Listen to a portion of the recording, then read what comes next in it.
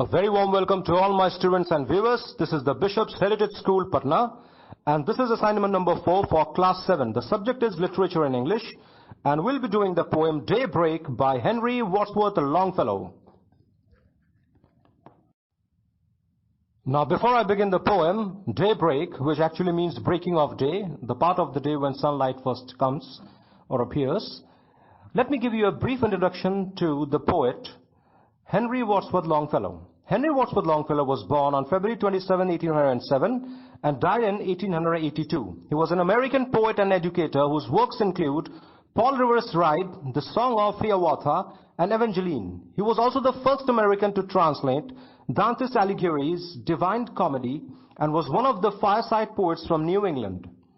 He was a very famous poet. He wrote poetry, he wrote stories, he was an author as well, and he did many revolutionary work. His first major poetry collections were Voices of the Night, 1839, and Ballads and Other Poems, 1841. After the death of his wife, Longfellow had difficulty writing poetry for a time and focused on translating works from foreign languages. He died in 1882. He wrote many lyric poems known for the musicality and often presenting stories of mythology and legend. He became the most popular American poet of his day and also had success overseas. He has been criticized by some, however, for imitating European styles of William Wordsworth and John Keats as well, and writing specifically for the masses. Now, before I begin the poem Daybreak by Henry Wadsworth Longfellow, let me give you a brief summary of the poem. Let me analyze the poem for you. Daybreak, taken from Birds of Passage, a collection of his poems by Henry Longfellow, is basically a nature poem. The activity of sea wind blowing cheerfully, making the components of the environment respond to its flow at dawn, that is early morning when sun comes out for the first time, is described in the poem. Keeping in mind the flow of the wind, the poet applies a breezy style to the poem. Longfellow has personified the sea, has given a human-like qualities to the sea. It's a figure of speech, personification, which I'll be doing with you when you go to class 8, and presented the poem in form of a dialogue. Daybreak seems to focus on why nature is blessed, but in fact the process by which the day breaks into dawn turns out to be bait to lure the reader into a poem. It just wants the reader to be glued to the poem. The poem is actually about fundamental human relationships with nature and their consequences. At dawn, the sea wind, which can also be interpreted and personified as a source of joy and freshness, sea is symbolical of freshness, symbolical of life, that it keeps spreading around. Itself started to blow with the message of awakening to other agents of nature and also in human world. Before dawn, the atmosphere remained hazy, full of the mist, making the air heavy and still. With the daybreak, wind from sea started to blow and requested the mists or fogs to give him the passage. It greeted the ships and gave impassioned call to the mariners to start their journey on the sea with the unpraised sail as the night came to an end. A wind came up out of the sea and said, "Oh mists, make room for me." It hailed the ships and cried, "Sail on, ye mariners, the night is gone," and hurried landward, far away crying, "Awake, it is the day." It said to the forest, "Shout, hang all your leafy banners out." With hurry it came on the land and cried to everyone to wake up as it was day. It blew through the forest and asked the forest to create murmuring sound and open their leaves as flags of nature. The birds in the wood remained asleep with folded wings. It touched their folded wings to open so that they could start their day and their flight. It went to the farm and requested domestic crow, the rooster, to blow like a trumpet, a horn, because the clear day was too near. It said unto the forest, "Shout, hang all your leafy banners out." It touched the woodbird's folded wing and said, "O bird, awake and sing. And over the farm, so chanticleer, your clarion blow, the day is near." It whispered to the fields of ripe corn, whose heads were heavily loaded, to bow down to greet the approaching day. It also bows through the tower with the church bell and called the bell to declare the hour. The dawn, the resonant loud ringing sound, the journey of the wind coming to an end, with the churchyard, the place for burial. The wind left a sigh, breathed heavily for those lying under the grave in peace. It is the traditional Christian belief that at the end of the time, all dead Christians will rise up with everlasting glory. The course of the wind's blowing came to an end, providing message to all. It whispered to the fields of corn, "Bow down and hail the coming morn." It shouted through the belfry tower, "Awake, O bell, proclaim the hour." It crossed the churchyard with a sigh and said, "Not yet, in quiet lie." Now let me read the poem for you. Daybreak by Henry Wadsworth Longfellow. A wind came up out of the sea and said, "Oh mists, make room for me." It hailed the ships and cried, "Sail on, ye mariners, the night is gone." And hurried landward far away, crying, "Awake, it is the day." It said unto the forest, "Shout, hang all your leafy banners out." It touched the woodbird's folded wing and said, "Oh bird, awake and sing." And over the farms, "Oh Chanticleer, your clarion blow, the day is near." It whispered to the fields of corn, "Bow down and hail the coming morn." It shouted through the belfry tower, "Awake, O bell, proclaim the hour." It crossed the churchyard with a sigh and said, "Not yet, in quiet lie." Now I'll be beginning with the explanation of each and every line of the poem. Daybreak by Henry Wadsworth Longfellow. So let's begin the poem. A wind came up out of the sea and said, "Oh mists, make room for me." So the poem begins on a very bright note. The night is finished, the night is over, the time of darkness is gone. It's early morning time, so rise and shine. It is symbolical of beginning of life. The darkness is finished, the cycle of life begins, the daytime, sun is out. We say when light is there, it's all about positivity. Light symbolizes positivity and darkness symbolizes negativity. So the wind came out of the sea. Wind has been given qualities of a man, a person. So it's personification, it's a kind of figure of speech, which I'll be doing with you when you all go to class 8.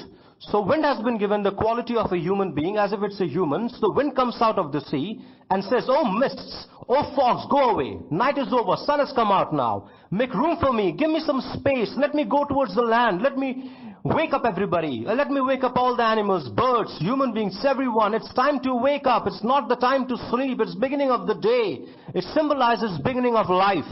It hailed the ships, it called the ships and cried, "Sail on, ye mariners, mariners, sailors, get up, wake up, come on, continue your sailing, it's daytime. It's time to get up, it's time to rise and shine. The night is gone, the darkness is gone. The time of darkness is over. It's time of light. It's time to rise up, it's time to get up, it's time to do your work. It's time for the life to begin." Continuing with the poem, the poet says, "And hurried landward far away, crying, awake, it is the day." So the breeze, the wind, after awaking the mariners, it goes towards the landward, starts blowing towards the land, where people stay, where people reside, where people dwell. Now, as I told you, wind has been given the quality of a human being, so the poet is saying, as if the wind rushed towards the land. It hurried landward far away, it went towards the land and away from the sea, and started crying, started blowing in a very fast way, blowing hurriedly, and started awaking everybody. It cried, "Awake, it is the day. Get up, people, it is daytime. Get up, what are you doing? Get up from the bed, it's time to rise and shine." Now it was blowing towards the forest. It went towards the forest and said and shouted, "Hang all your leafy banners out. Trees, come on. Start ruffling your leaves." The leaves have been referred to as banners or flags, because when breeze blows, flags they start waving. Similarly, when breeze blows, leaves also start ruffling. So it says that, the poet says that, it said unto the forest, the breeze too went to the forest, started conversing with the trees as if it was talking to the trees, and said, "Shout, hang all your leafy banners out. Come on, make noise, start ruffling your leaves, take out your flags, and start making some noise." It touched the woodbird's folded wing. The bird was sleeping. It wanted to wake the bird up, so its wings were folded. It wanted it to unfold its wing and said, "Oh bird, awake and sing. Come on bird, get up. Start chirping. Come on.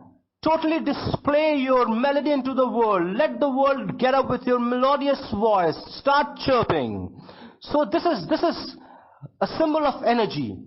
In the morning, when the day breaks, people are in deep slumber, they are in deep sleep, they get up, they wake up, they plan what to do during the day. It's the morning time. As the old adage goes, the old proverb goes, it's all in the beginning. Morning shows the day. Whatever you do in the beginning, how you make the beginning of the day count will define how your day ends. Continuing with the poem, the poet says, "And over the farm, so Chanticleer, your clarion blow, the day is near." And over the farm, so Chanticleer, your clarion blow, the day is near. So the breeze, after going to the forest, started blowing towards the land, towards the farms. Farms is an area of land used for growing crops or rearing animals. So it goes to the farm and it tries to wake the rooster up, the cockbird up. Now, when the cock makes a noise, it is known as crowing. When the hen makes a noise, it is known as clucking. The noise of the cock or the rooster that it makes early in the morning is known as cock-a-doodle-doo. Cock-a-doodle-doo. So it wanted the cockbird to do cock-a-doodle-doo and wake everybody up. Rooster is a natural alarm. And it wanted the rooster to crow very loudly so that it sounds like a clarion. Clarion means a trumpet. What we call in Hindi, shahnai. Pa, pa, pa, pa, pa, pa, like that. And to wake everyone up because the day is near. After that it blows towards the fields of corn, the cornfields.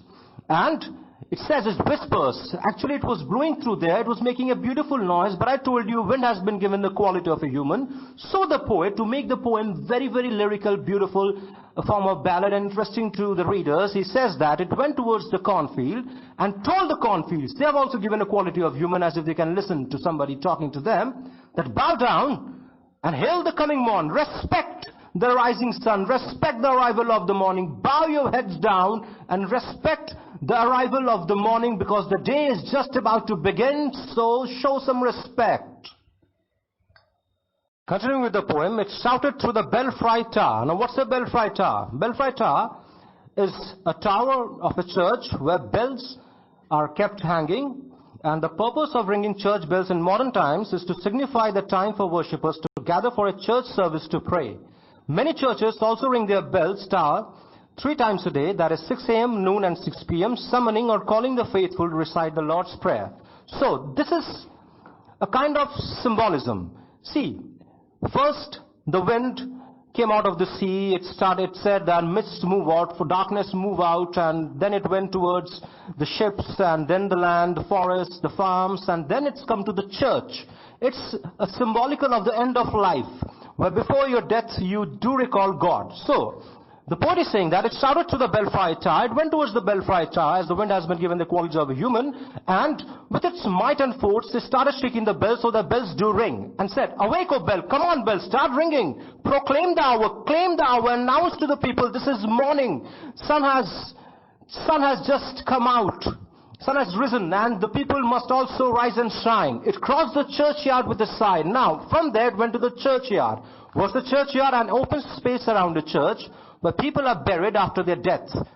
So it went to the churchyard with a sigh. It breathed heavily, like this, because it felt sad. Because the burial place is a symbolical of the end of a person's life. And said, not yet, in quiet lie. You people do not have to get up. Who are lying inside the graves, you sleep.